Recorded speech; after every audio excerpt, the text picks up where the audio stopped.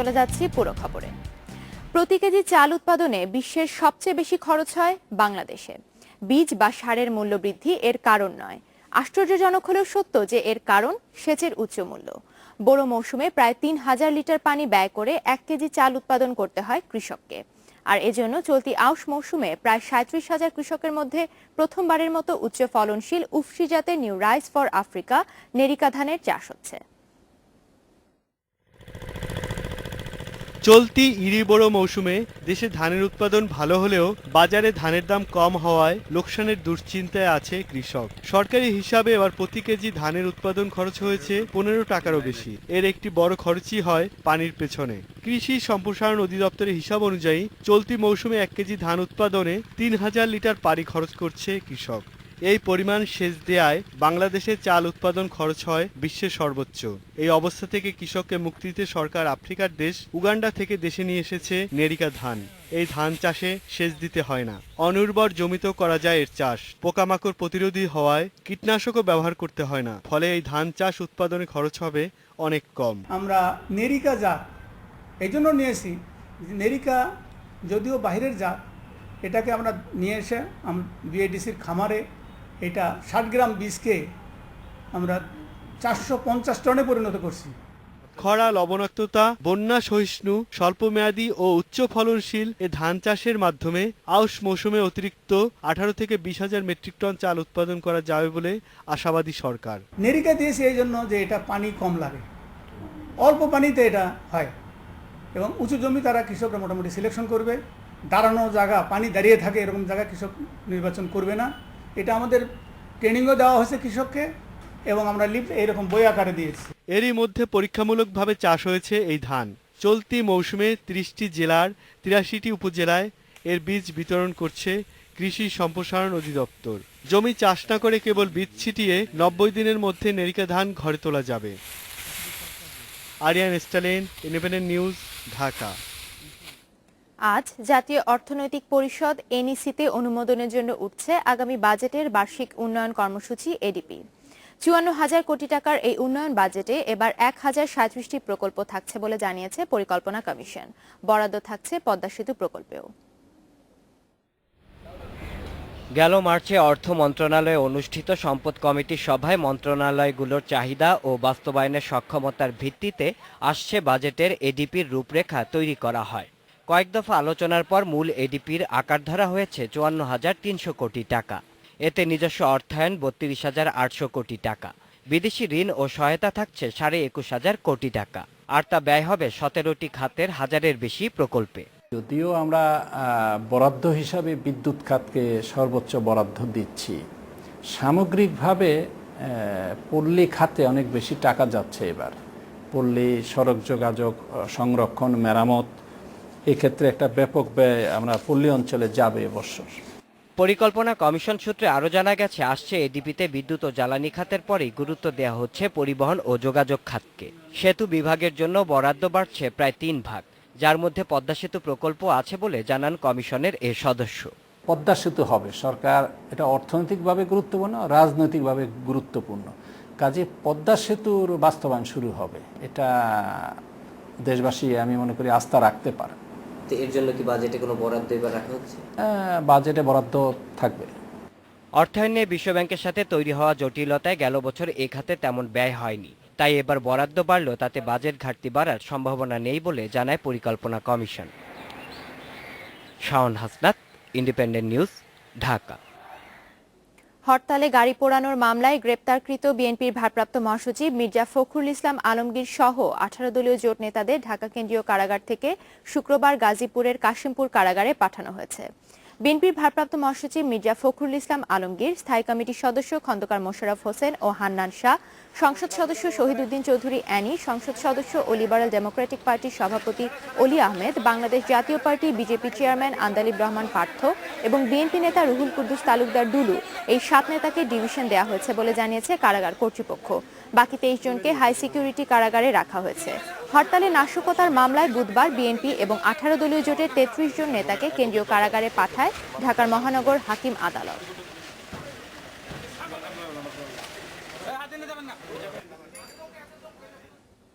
গ্রেপ্তারকৃত 18 দলীয় জোট নেতাদের মুক্তি দাবি করেছেন বিএনপির স্থায়ী কমিটির সদস্য মওদুদ আহমেদ। দলের স্থায়ী কমিটির আরেক সদস্য নজরুল ইসলাম খান সরকার বিরোধী আন্দোলনে বিকল্পধারা বাংলাদেশকে পাশে থাকার আহ্বান জানিয়েছেন। শুক্রবার রাজধানীতে আলাদা কর্মসূচিতে অংশ নিয়ে তারা এসব বিষয়ে কথা বলেন।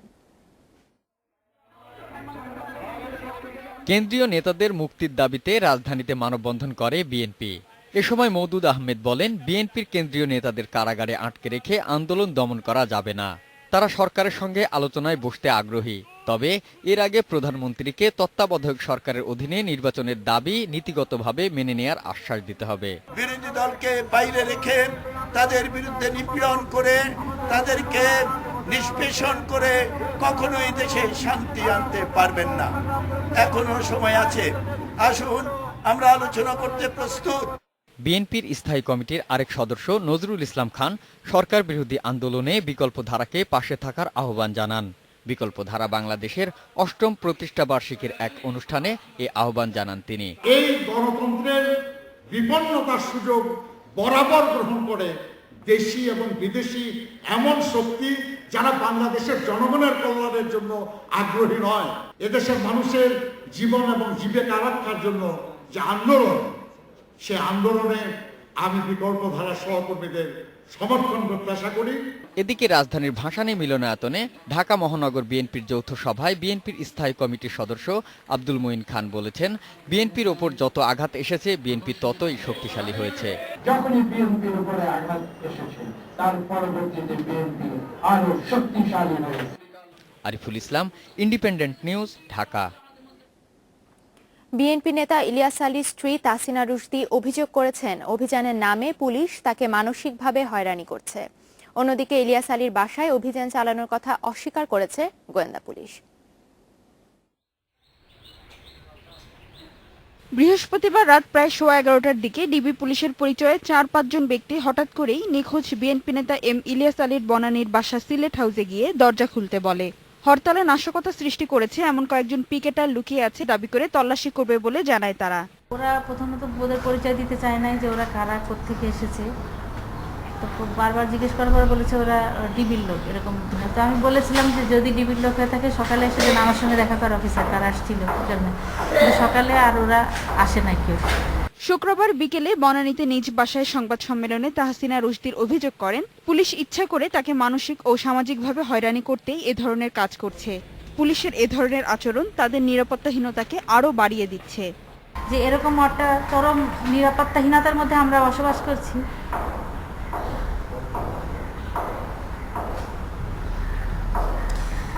আমার স্বামীকে 1 মাস হয়ে গেছে, 1 মাস পর্যন্ত আমার স্বামীকে এখন পর্যন্ত কোনো খোঁজ আমরা পাই নাই, কোনো যে কত দূরে থাকে আমরা কোনো খোঁজ পাইনি। সেই অবস্থায় আমাদেরকে মানসিকভাবে আরো বিপর্যস্ত করা, এটা তো অবশ্যই হয়রানি। এটা হয়রানি, মানসিক এবং সামাজিক নিরাপত্তাহীনতা, চরম নিরাপত্তাহীনতা বোধ করছি।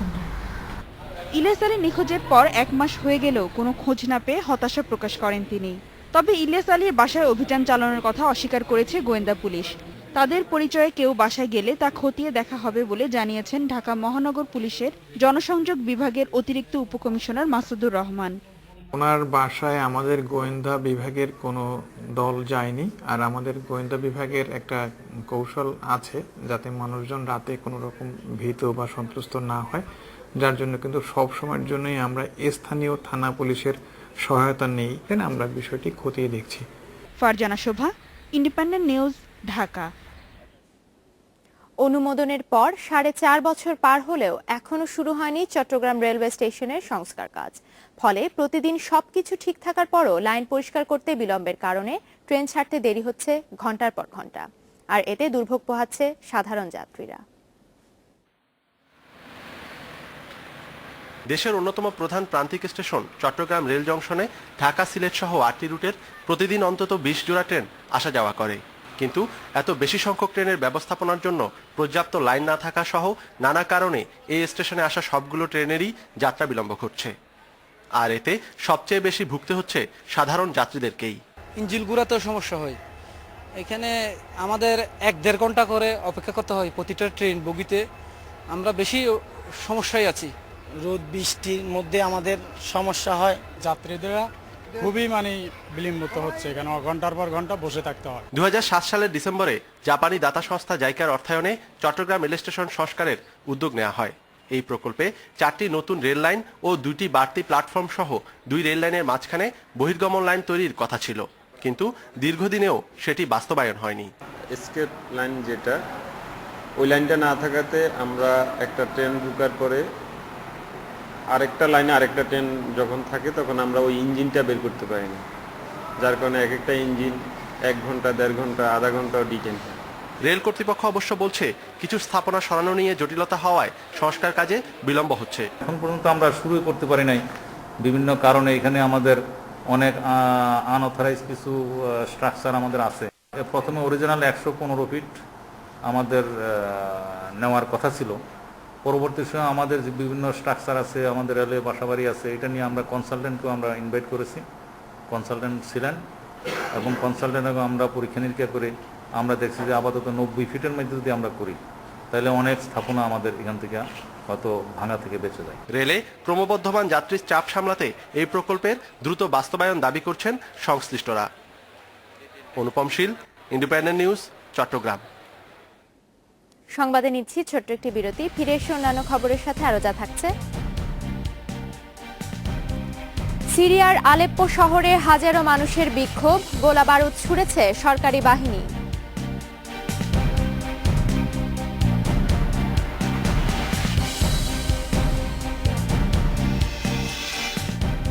লর্ডস টেস্টের দ্বিতীয় দিনে ওয়েস্ট ইন্ডিজের বিপক্ষে প্রথম ইনিংসে লিড নিয়েছে ইংল্যান্ড।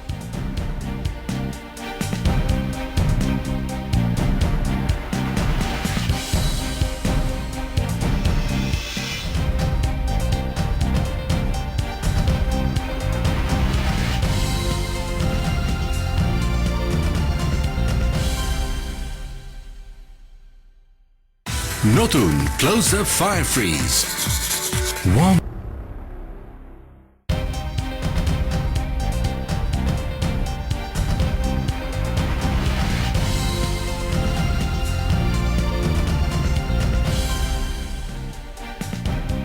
স্বাগত আরেকবার, দেখছেন ইন্ডিপেন্ডেন্ট সংবাদ।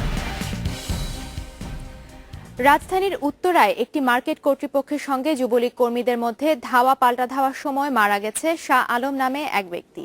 উত্তরা জোনের পুলিশের উপকমিশনার নিশারুল আরিফ জানান, কয়েকদিন আগে লতিফ এম্পোরিয়াম মার্কেটের সামনের ফুটপাতে দোকান বসায় যুবলীগ কর্মীরা। মার্কেট কর্তৃপক্ষ এতে বাধা দেয় শুক্রবার রাত 9:30টার দিকে শুরু হয় ধাওয়া পাল্টা ধাওয়া। এ সময় এক যুবলীগ কর্মী গাড়ি চাপায় আহত হলে হাসপাতালে নেয়ার পর তাকে মৃত ঘোষণা করে কর্তব্যরত চিকিৎসক। তবে নিহত ব্যক্তি যুবলীগ কর্মী নন বলে দাবি করেছে মার্কেট কর্তৃপক্ষ।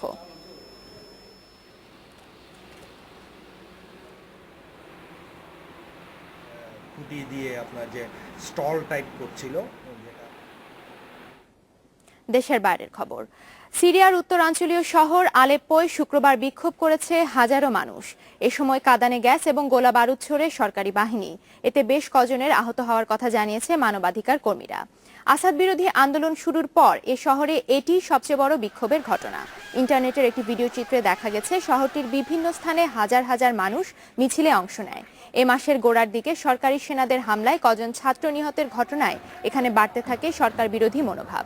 এদিকে সিরিয়ায় বোমা হামলার জন্য আল কায়দাকে দায়ী করেছেন জাতিসংঘ মহাসচিব বান কি মুন।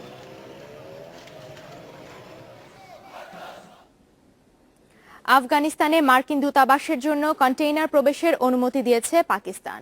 এরই মধ্যে তোরখাম সীমান্ত দিয়ে 4টি কন্টেইনার সেখানে গেছে বলে জানিয়েছে কর্তৃপক্ষ। 6 মাস পর আফগানিস্তানে মার্কিন প্রশাসনের পণ্য নিয়ে কোনো যানবাহন পাকিস্তান সীমান্ত অতিক্রম করল। এসব পণ্য নেটোর জন্য পাঠানো হয়নি বলে জানিয়েছে সংবাদ সংস্থা ডন। দূতাবাসের জন্য আরও 300 কন্টেইনার ছাড়পত্রের অপেক্ষায় রয়েছে বলে স্থানীয় কর্তৃপক্ষের বরাত দিয়ে জানানো হয়েছে। প্রেসিডেন্ট আসিফ আলী জারদারির নেটো সম্মেলনে যোগ দেওয়ার সিদ্ধান্তের পর এ পদক্ষেপ নেওয়া হয়েছে বলে মনে করা হচ্ছে। তবে এ বিষয়ে নিশ্চিত করে কিছু জানায়নি পাকিস্তান সরকার।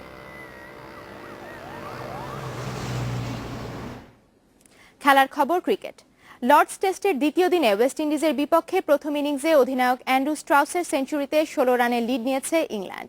দিন শেষে তাদের সংগ্রহ ৩ উইকেটে ২৫৯ রান। ইনিংসের শুরুটা খুব একটা ভালো হয়নি ইংলিশদের। উদ্বোধনী জুটি ভাঙে ৪৭ রানে। ২৬ রানে কুক আউট হলে অধিনায়কের সাথে জুটি বাঁধেন ট্রট। স্ট্রাউস ও ট্রট দুজনেই করেন হাফ সেঞ্চুরি। ট্রট আউট হলে ভাঙে ১৪৭ রানের জুটি। আইপিএল ফেরা পিটারসেন ৩২ রানে আউট হলেও স্ট্রাউস তুলে নেন সেঞ্চুরি। দিন শেষে ১২১ রানে স্ট্রাউস আর ৫ রানে অপরাজিত আছেন বেল। এর আগে প্রথম দিনের ৯ উইকেটে ২৪৩ রান নিয়ে ব্যাটিংয়ে নেমে কোনো রান যোগ না করেই অল আউট হয় সফরকারীরা।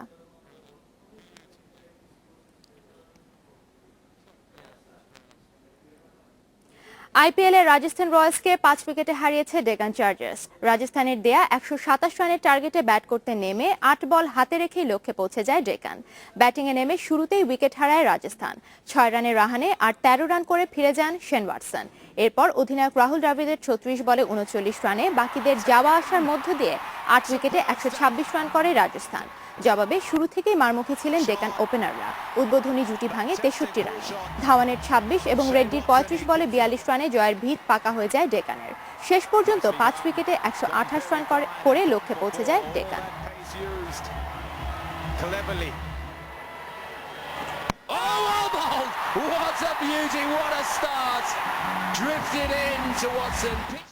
সংবাদ শেষ করব মধুমাসের ফলের খবর জানিয়ে। মধুমাসের মধু ফলে বাজারের ফলের দোকানগুলো উপচে পড়তে শুরু করেছে। আম কাছে ডাকছে, লিচুর রং জিভে জল আনছে, কিন্তু ক্রেতারা সন্দিহান।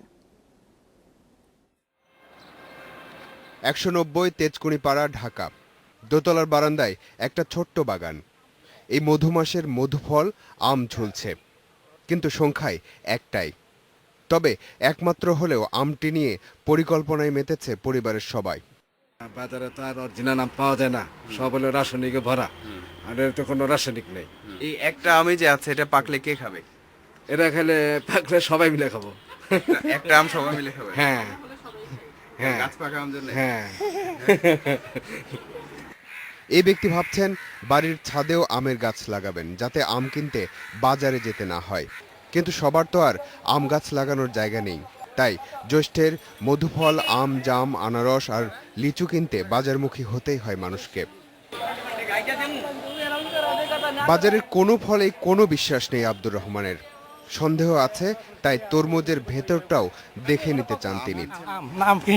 আম কেন কিনছেন না? ভালো হবে না এখন। ভালো হবে না কেন? আমরা তো ফলনে থাকি, ভালো হবে না। আপনার বিশ্বাস নাই এখন? না, এক বিশ্বাস নাই, আমারও তো কোনো ফলে বিশ্বাস নাই। এই ফল কেন? মামুন আর তাজউদ্দিন একজন লিচু সম্পর্কে ভালো জানেন, আরেকজনের আবার আম সম্পর্কে বিস্তারিত ধারণা আছে। রিপোর্ট করতে আসছি। না, লিচু ভালো।